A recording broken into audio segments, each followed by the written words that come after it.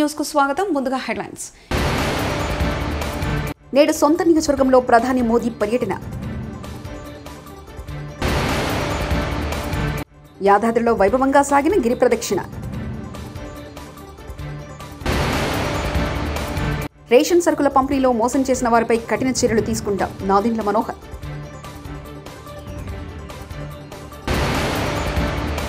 విజయవాడలో క్యాంపు కార్యాలయాన్ని పరిశీలించిన ఉప ముఖ్యమంత్రి శ్రీ పవన్ కళ్యాణ్. ప్రధాని నరేంద్ర మోదీ ఈరోజు వారణాసిలో పర్యటించనున్నారు. ఈ పర్యటనలో భాగంగా సాయంత్రం 4 గంటలకు లాల్ బహదూర్ శాస్త్రి ఇంటర్నేషనల్ ఎయిర్పోర్టుకు ఆయన చేరుకుంటారు. అనంతరం వారణాసిలో ఏర్పాటు చేసిన పీఎం కిసాన్ సమ్మాన్ సమ్మేళన కార్యక్రమంలో ప్రధానమంత్రి కిసాన్ యోజన కింద లబ్ధిదారులకు 17 విడత విధులను ఆయన విడుదల చేయనున్నారు. కేంద్ర రక్షణ శాఖ మంత్రి రాజ్నాథ్ సింగ్ నివాసంలో బీజేపీ సారథ్యంలోని ఎన్డీఏ నేతలు మంగళవారం సాయంత్రం 4 గంటలకు కీలక సమావేశం జరపనున్నారు. 18వ లోక్సభ స్పీకర్, డిప్యూటీ స్పీకర్గా ఎవరిని ఎంపిక చేస్తారనే ఊహాగానాల నేపథ్యంలో ఈ కీలక సమావేశం జరుగుతుంది.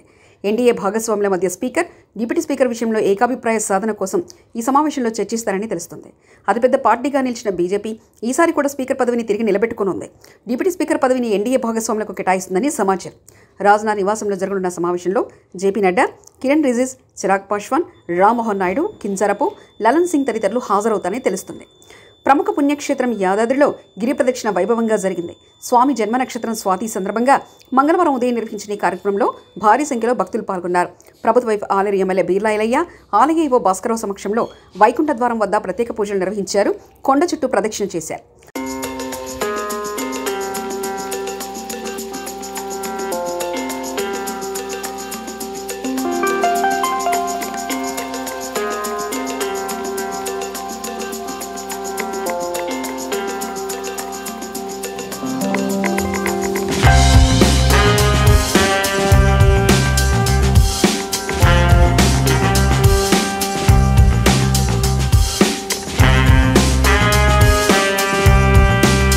స్వాతి నక్షత్రం సందర్భంగా ఈరోజు యాదగిరిగుట్టలో ఆలయ ఏవో గారు, సిబ్బంది గారు ఒక్క పిలుపు మేరకు రాష్ట్ర నలుమూల నుంచి స్వామివారి స్వాతి నక్షత్రం సందర్భంగా గిరి ప్రదక్షిణ చేయడానికి సుమారు 9 నుంచి 10,000 మంది రావడం చాలా గొప్ప విశేషం. ఈ సాంప్రదాయాన్ని రాష్ట్ర నలుమూల, దేశం నలుమూల ప్రతి భక్తుడు గిరి ప్రదక్షిణ చేసి స్వామివారి ఆశీస్సులతోటి స్వామివారి దగ్గర కోరికలు తీర్చుకోవడం కోసం ఈ గిరి ప్రదక్షిణ ఎంతగానో భక్తులకు ఒక మనోధైర్యం. స్వామివారి సన్నిధిలో గిరిప్రదక్షిణ చేయడం జన్మధన్యంగా మబ్బుల 5 గంటల నుంచి సుమారు ఒక 45 నిమిషాల్లో మెట్ల ద్వారా స్వామివారి దర్శనం చేసుకోవడం. గతంలో ఇక్కడ ఉన్నటువంటి సాంప్రదాయాలు ఈ 9 ఏళ్లుగా లేకపోవడం, ఇక్కడ వచ్చినటువంటి యువ గారు చొరవతోటి ఆలయ సిబ్బంది కూడా, అర్చకులు కూడా మళ్లీ గతంలో ఉన్నటువంటి పూర్వవైభవం తేవడానికి వాళ్ళ ప్రయత్నం సఫలించింది. గతంలో ఉన్నటువంటి సాంప్రదాయాలను మళ్లీ పునరుద్ధరించి వచ్చే భక్తులకు అన్ని విధాల ఫెసిలిటీ కల్పించి స్వామివారి దర్శనం కూడా ఒక గంటలోనే దర్శించుకునే విధంగా ఇంకా చర్యలు తీసుకొని వారికి అందరికి కూడా ఇక్కడ భోజన వసతులతో పాటు మొన్ననే ఇక్కడ సమావేశంలో సుమారు ఒక 5,000 మందికి రోజు నిత్యాన్నదానం కూడా జరిగే విధంగా దానికి ఒక 1 కోటి రూపాయలు కమిషనర్ గారితో కూడా శాంక్షన్ తీసుకొని వచ్చే ప్రతి భక్తుడు కూడా ఈడ అన్నదాన కార్యక్రమంలో భోజన వసతి చేసుకొని స్వామివారి దర్శనం చేసుకొని వాళ్ళ మొక్కులు చెల్లించుకొని పోయే విధంగా స్వామివారి ఆశీర్వాదంతో దినదినాభివృద్ధిగా యారుటం. పౌర సరఫరాల శాఖ ద్వారా పేదలకు సరఫరా చేసే సరుకుల పంపిణీలో మోసం చేసిన వారిపై కేసులు నమోదు చేసి కఠిన చర్యలు తీసుకుంటామని పౌర సరఫరాల శాఖ మంత్రి నాదెండ్ల మనోహర్ స్పష్టం చేశారు. సరుకుల తూకాల్లో అక్రమాలకు పాల్పడిన వారితో సహా వారి వెనుక ఉన్న వారిని వదిలిపెట్టేది లేదని స్పష్టం చేశారు. కేసులు నమోదు చేసి కఠిన చర్యలు తీసుకుంటామని హెచ్చరించారు. 2 రోజుల క్రితం తెనాలిలో మండల స్థాయి స్టాక్ పాయింట్లో తాను తనిఖీ చేసినప్పుడు కందిపప్పు, పంచదార, పామాయిల్ తూకాల్లో 50 నుంచి 80 గ్రాములు తక్కువగా ఉన్నాయని గుర్తించినట్లు తెలిపారు. ధాన్యం అమ్ముకునే రైతులకు అన్యాయం జరగదని, పారదర్శకంగా వ్యవహరిస్తామని ఈ సందర్భంగా భరోసా ఇచ్చారు. 80 గ్రాములు తూకంలో తేడా స్పష్టంగా కనపడింది. సో రాష్ట్ర వ్యాప్తంగా సుమారు 253 మండల్ లెవెల్ స్టాక్ పాయింట్లని తనిఖీ చేసి సమగ్రమైన రిపోర్టు ప్రజెంట్ చేయమని ఆ రోజు నేను అధికార యంత్రాంగాన్ని కోరాను. దానికి అనుగుణంగా ఇప్పటి వరకు 62 MLS పాయింట్స్ పరిశీలించారు. స్టాక్ పాయింట్స్లోకి వెళ్ళి శాంపిల్స్ తీసుకుని చెక్ చేశారు. అందులో సుమారు 24 కేసెస్ డిటెక్ట్ అయినాయి. సో ఈ 24 కేసెస్ కూడా కేసు బుక్ చేస్తున్నారు. చాలా సీరియస్గా చట్ట ప్రకారంగా ఎవరైతే సప్లై చైన్లో ఇన్వాల్వ్ అయ్యారో వాళ్ళందరిపైన కూడా చాలా బలమైన చట్టాన్ని తీసుకొచ్చి దానికి అనుగుణంగా కేసెస్ రెడీ చేయమని చెప్పాను. ఎల్లుండి కల్లా ఈ 253 స్టాక్ పాయింట్లో కూడా పూర్తి స్థాయిలో లీగల్ మెట్రాలజీ డిపార్ట్మెంట్, అదేవిధంగా స్థానికంగా ఉన్న జాయింట్ కలెక్టర్లు, తహసీల్దారు వాళ్ళు కూడా వెరిఫికేషన్ చేసి ఒక సమగ్రమైన విచారణ అందించిన తర్వాత తప్పకుండా వీళ్ళపైన చర్యలు తీసుకునే విధంగా స్పందిస్తాం. ఇది పెద్దగా ఇదేమీ రాకెట్ సైన్స్ కాదు. మేము కోరుకునేది ఏంటంటే వినియోగదారుడికి ఒక భరోసా కల్పించాలి, నిజాయితీగా వ్యవహరించాలి. 500 గ్రాముల ప్యాకెట్ పాపం పేదవాడు కొనుక్కుని ఇంటికి తీసుకెళ్తున్నప్పుడు అందులో కొంతమందికి బెనిఫిట్ అయ్యే విధంగా 40 నుంచి 50 గ్రాములు తగ్గించుకుని వీళ్ళు రాష్ట్ర వ్యాప్తంగా. Andhra Pradesh deputy CM Pawan Kalyan camp కార్యాలయం ఖరారు కావాల్సి ఉంది. హైదరాబాద్ నుంచి విజయవాడ జనసేనాని నేరుగా జలవనరుల శాఖ క్యాంపు కార్యాలయాన్ని పరిశీలించారు. తన కోసం ఏర్పాటు చేసిన క్యాంపు కార్యాలయాన్ని పవన్ కళ్యాణ్ నిశితంగా పరిశీలించారు. ఆ కార్యాలయాన్ని జనసేన ముఖ్య నేత నాదెండ్ల మనోహర్ పరిశీలించారు. కార్యాలయాన్ని పరిశీలించి పవన్ కళ్యాణ్కు బాగుంటుందని అభిప్రాయపడ్డారు. ఆఫీసును పవన్ కళ్యాణ్ ఈరోజు పరిశీలించారు. పవన్ ఓకే అంటే అది ఆయన క్యాంపు కార్యాలయంగా మారుతుంది. పవన్ కళ్యాణ్ డిప్యూటీ సీఎంగా రేపు బాధ్యతలు స్వీకరిస్తారు. పంచాయతీరాజ్, గ్రామీణాభివృద్ధి శాఖలను పర్యవేక్షిస్తారు.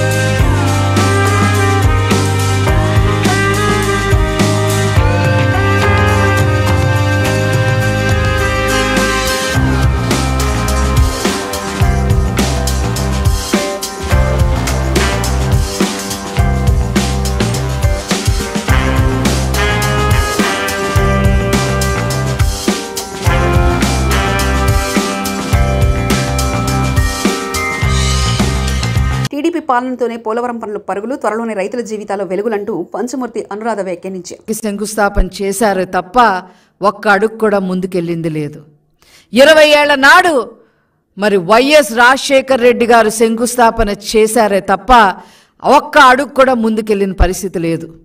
ఏదో పోలవరం ప్రాజెక్టుకి నేను ముందుకు తీసుకెళ్లాను అని చెప్పడానికి ముందు కాలువలు తవ్వేసి మట్టిని మింగేసి మొబిలైజేషన్ అడ్వాన్సులు పేరుతో కమిషన్లు నొక్కేసిన హీన చరిత్ర వైఎస్ రాజశేఖర్ రెడ్డిది. అలా ఆ పోలవరాన్ని కమిషన్లతో తినిపారేసి జలయజ్ఞాన్ని కాస్త ధనయజ్ఞంగా మార్చేసి 1000 కోట్లు మింగేశారు రాజశేఖర్ రెడ్డి కుటుంబం. తర్వాత నారా చంద్రబాబు నాయుడు గారు ముఖ్యమంత్రి అయిన తర్వాత 2014లో ఈ పోలవరం ప్రాజెక్టుని ఆ యొక్క కళని సాకారం చెయ్యాలి, నిజం చెయ్యాలి అనే ఉద్దేశంతో పోలవరాన్ని పరుగులు పెట్టించిన ఘనత నారా చంద్రబాబు నాయుడు గారిది. 72% పోలవరం ప్రాజెక్ట్ని పూర్తి చేయటం జరిగింది. ఒక్క రోజులో 35,000 క్యూబిక్ మీటర్ల కాంక్రీట్ని నారా చంద్రబాబు నాయుడు గారు వేయించడం జరిగింది. ఒక గంటకి 13,080 క్యూబిక్ మీటర్ల కాంక్రీట్ని ఆ రోజు పోలవరం ప్రాజెక్టులో చేయించడం వల్ల గిన్నీస్. మంగళగిరి ప్రజల కోసం మంత్రి నారా లోకేష్ ఉండవల్లి నివాసంలో నిర్వహించిన ప్రజా దర్బార్కు నియోజకవర్గం నుంచి పెద్ద ఎత్తున తరలివచ్చారు. తమ సమస్యలపై వినతి పత్రం అందించారు. ప్రత్యేక యంత్రాంగం ఏర్పాటు చేసి వీలంత త్వరగా అందరి సమస్యలు పరిష్కరిస్తానని మంత్రి భరోసా ఇచ్చారు.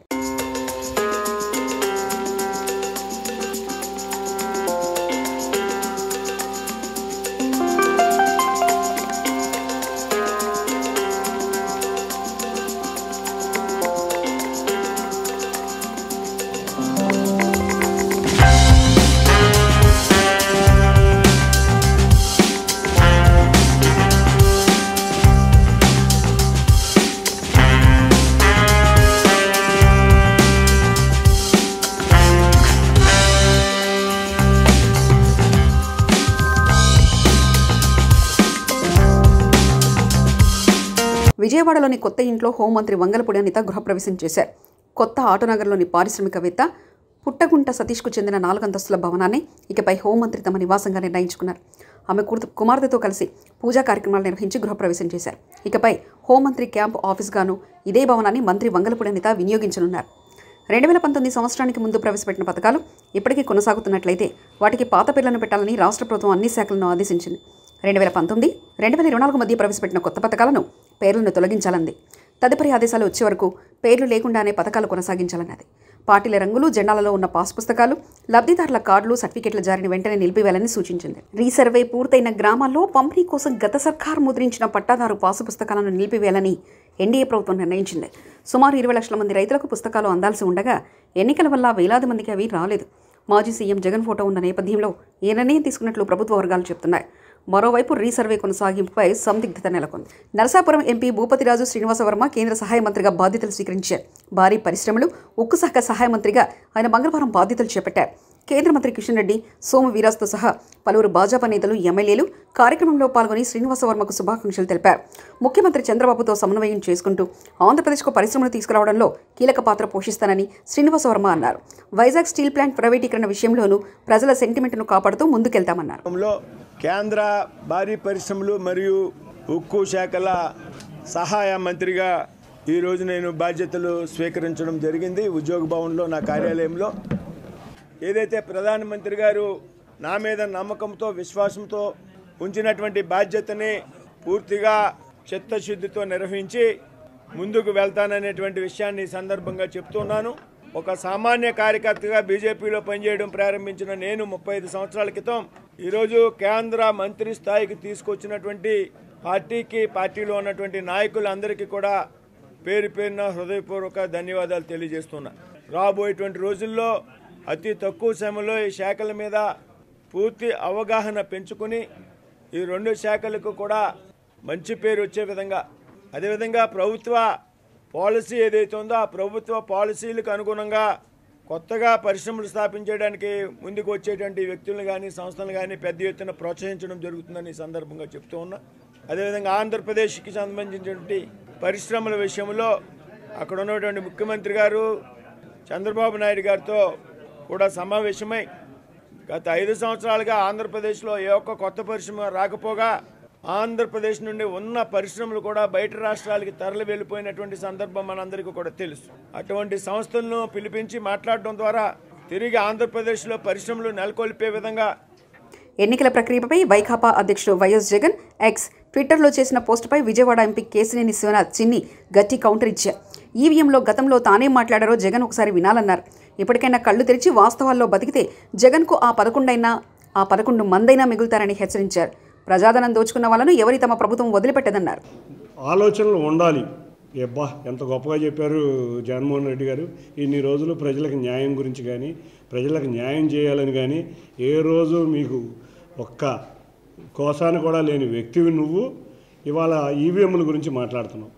నీకు గుర్తుందో లేదో 2019లో ఈవీఎంల గురించి నువ్వు ఒక స్టేట్మెంట్ ఇచ్చావు.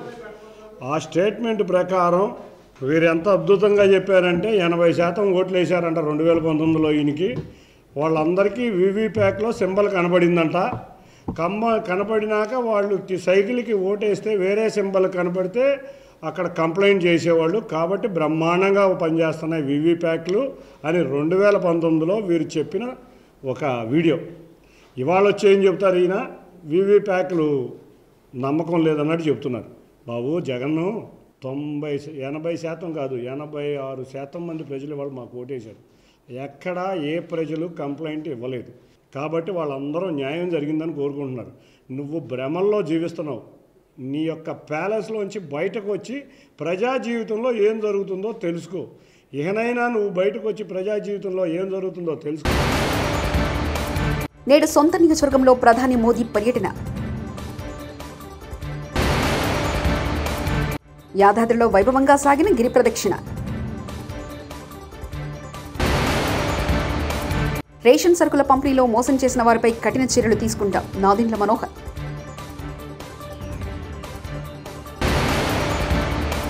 విజయవాడలో క్యాంపు కార్యాలయాన్ని పరిశీలించిన ఉప ముఖ్యమంత్రి శ్రీ పవన్ కళ్యాణ్. ఇవి బులెటిన్ విశేషాలు.